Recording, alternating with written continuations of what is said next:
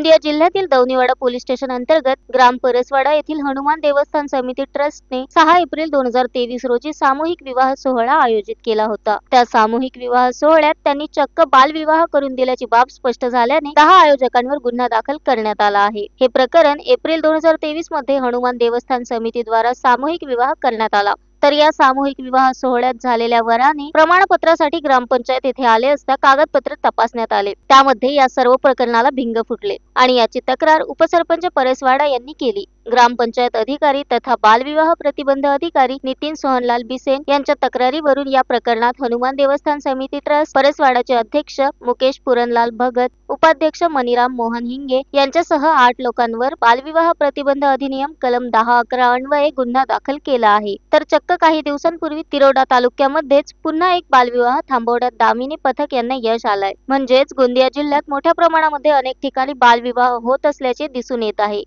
त्यामध्ये प्रकरण ॲक्च्युली जुने आहेत। 3 वर्षापूर्वी तिथे सामूहिक विवाह सोहळा झाला होता आणि त्यानंतर आपल्याला त्यामध्ये तक्रार प्राप्त झाली होती की त्यावेळेस जो सामूहिक विवाह सोहळा झाला होता त्याच्यामध्ये काही अल्पवयीन मुलामुलींचे त्यामध्ये लग्न लावले गेले होते। तर त्याच्यामध्ये PI दौनीवाडांनी मग त्याच्यामध्ये प्राथमिक चौकशी करून ते व्हेरीफाय करून आणि त्याच्यामध्ये बालविवाह झाल्याचं निष्पन्न झाल्यानंतर त्यामध्ये आपण गुन्हा दाखल करण्यात आलेला आहे। त्याचप्रमाणे दामिनी पथक यांनीसुद्धा तिरोडा येथे अशाच प्रकारची घटना उघडकीस आणलेली आहे। तर गोंदिया पोलीस दलातील दामिनी पथक, ASTU पथक आणि पोलीस स्टेशन्स यांच्या स्तरावर सातत्याने याच्यामध्ये जनसंवाद आणि जनजागृती केली जात आहे।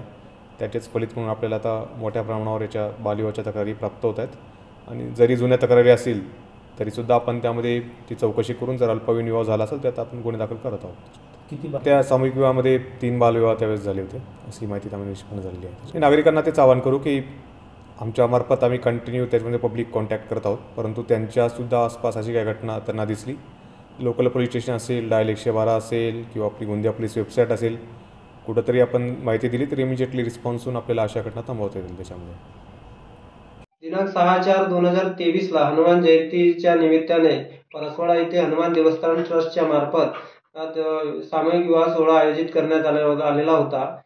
यात एकूण 7 जोडप्यांचा विवाह झालेला होता। यापैकी 3 नाबालिग जोडप्यांचा विवाह झाल्याचे निदर्शनास आले। या अनुषंगाने तक्रारकर्ता म्हणून योगेश भैयाला नागपुरे यांनी तक्रार दिली होती की माझ्या लग्न या सोहळ्यात झाला तरी मला प्रमाणपत्र आणि इतर साहित्य देण्यात आले। त्यावेळेस असे निदर्शनास आले की तक्रारकर्त्याची वय ही कमी होती। जेव्हा चौकशी केल्यानंतर 3 जोडपे हे नाबालिग असल्याचे आढळले व त्या संदर्भात पोलीस स्टेशन दौनीवाडा आणि बालविकास प्रकल्प अधिकारी गोंदिया यांना नाबालिग लोकांचे लग्न झाल्याची तक्रार दिली होती। त्या अनुषंगाने चौकशी होऊन आज या 10 लोकांवर संचालक मंडळाच्या 10 लोकांवर गुन्ह्याची नोंद करण्यात आलेली आहे। Sunil Kawade, the sting operation news, Gondia. The sting operation news, सत्याचे दुसरे नाव, अन्यायावर लेखणीचा घाव।